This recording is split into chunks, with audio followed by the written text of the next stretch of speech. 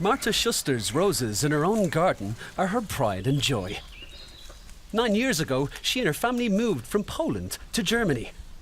They bought their house for little money and spent years renovating and expanding it. It was all tangly. The grass was knee-high and we had trouble getting through because everything was covered in weeds.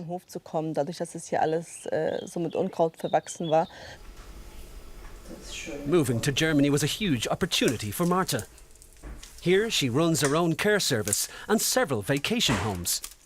In addition, she can take care of her children and work from home. The family could only find a big enough house in Germany. Word is spreading that properties are cheaper in this part of Germany than in neighbouring Poland. I often receive messages from acquaintances, or even people I don't know, asking if I have any hot tips for a house or a nice piece of property available for sale. Real estate is becoming scarce. 1 in 8 residents of Garz, a small town on the River Oder, is from Poland, and the numbers are rising. And the Germans? Are they getting used to their Polish neighbours bringing new life to the place? As long as they don't harm us and we don't harm them, and they make sure to integrate themselves into society and work hard, and they stay approachable and do their work, I've got no problem.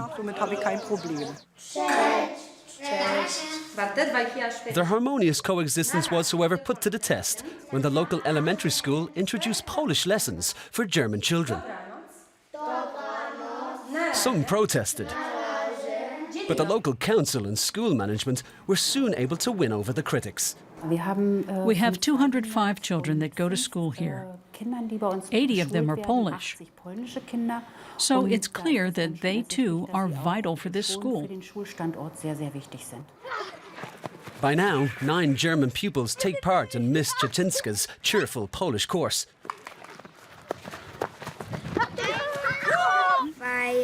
Many kids in our class are from Poland, and when they speak Polish, we want to be able to understand them. And when we go to Poland, we want to be able to say something. The Germans often cross into Poland. The Polish town of Grafino is much closer than any big German town. Here, shopping might be inexpensive, but the real estate prices are quite high. That's why many Poles choose to live in Germany. And many more say they would be happy to follow. I don't say no. Maybe someday we will go there and live there. Martha Schuster has never regretted her decision to move to an area that many Germans consider the end of the world. Not at all. This here is the beginning of the world, because it's so beautiful here. We're surrounded by nature and nice people. What more could we want?